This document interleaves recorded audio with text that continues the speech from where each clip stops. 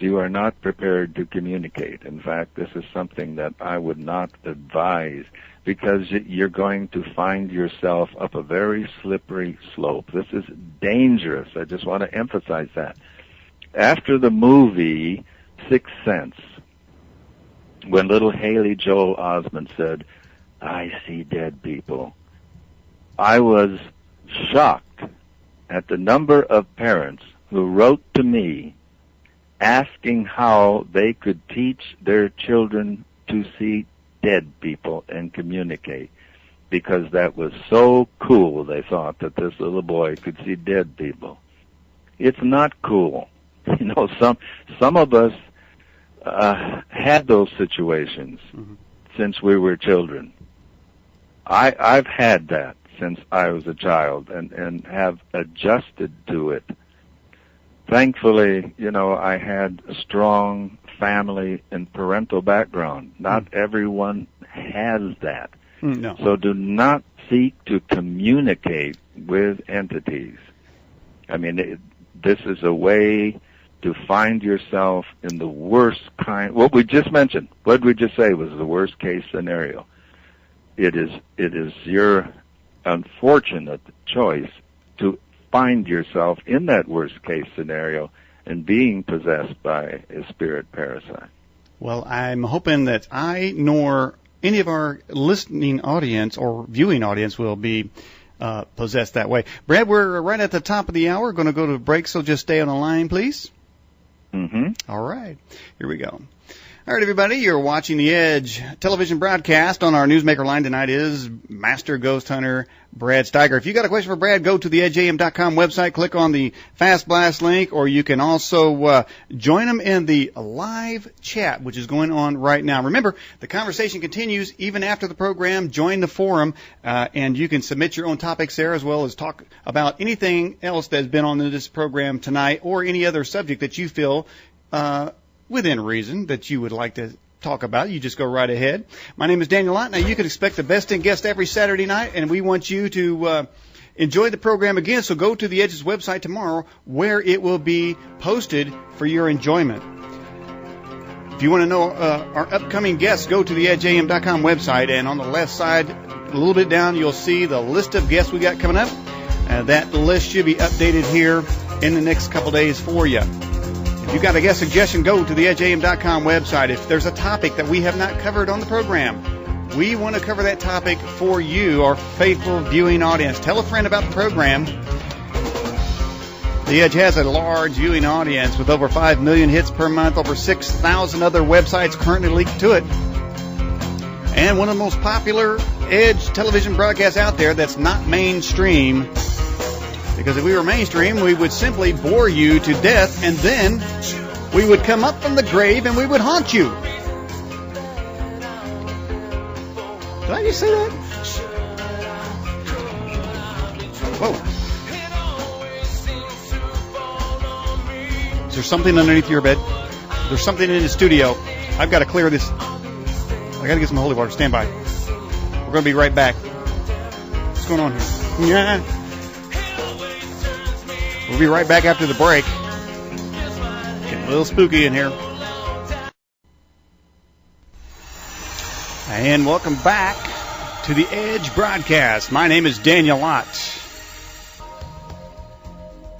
If you've got a question for tonight's guest, Brad Steiger, go to the TheEdgeAM.com website. Join him in a live chat room.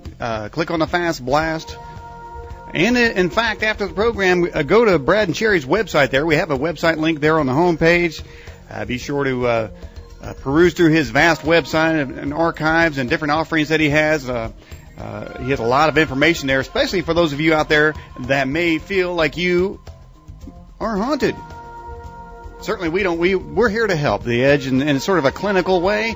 We want to, and then I can see the scroller just appeared on there, bradandcherry.com.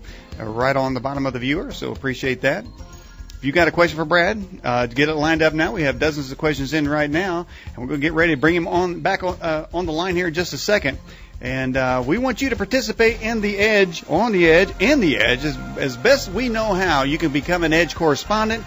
You can You can submit videos. You can submit your audio archives. You can submit text and data that you have researched, information. We get it all week long, and we sort of filter through it, and we update our website with your information. You can send it anonymously if you need to. If you don't want to say who you are, whatever, if there's something that important.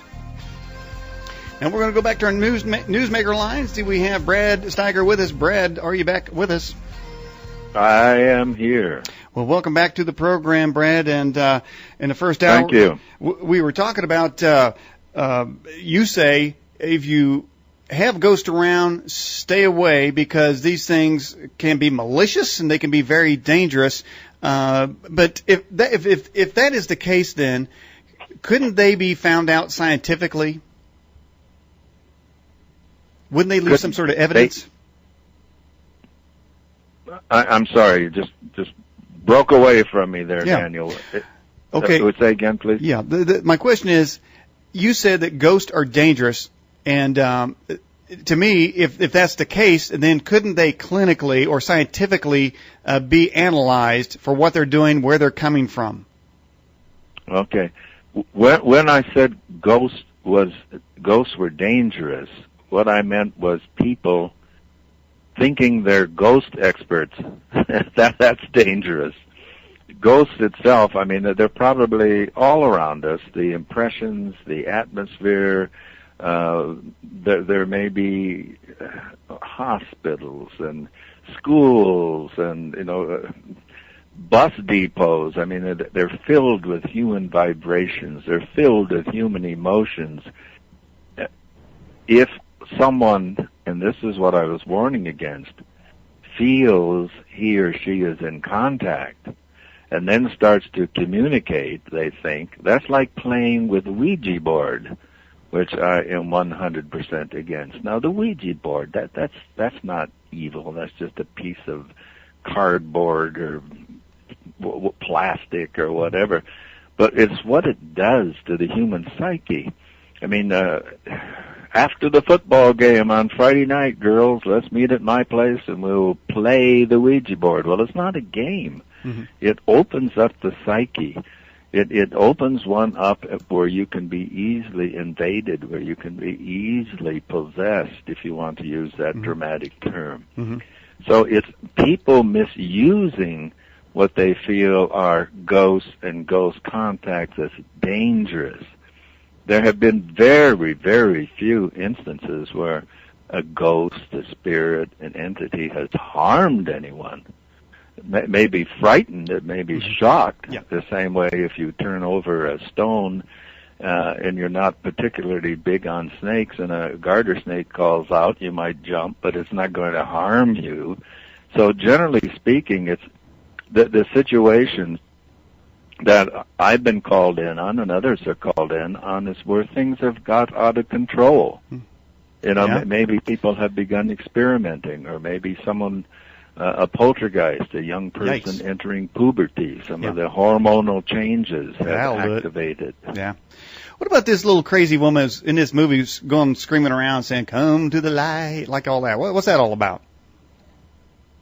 Oh, you mean in Poltergeist? Yeah. Yeah, she was a cute little woman. She went on to be in picket fences, we're big fans of Zelda Rubinstein was her name. Yeah, I just call it midget with that has. I'm sorry. Go ahead. I was about ready to insult her. Well, let me ask you something though. She's talking about coming to the light. If when you die, and say that, theoretically that you go to this light, can something trick you away from the light? Say, take a diversion? Certainly. And I suppose, anyone who says that we do not reflect our popular culture and our beliefs is playing a game, because we do. And people really started that come to the light after little Zelda in Poltergeist started saying, come, Carol Ann, come into the light. Mm-hmm. Now, certainly we know, those of us who have had out-of-body experiences, that there is a light, whether this is, an angel, whether this is, whatever you want to say.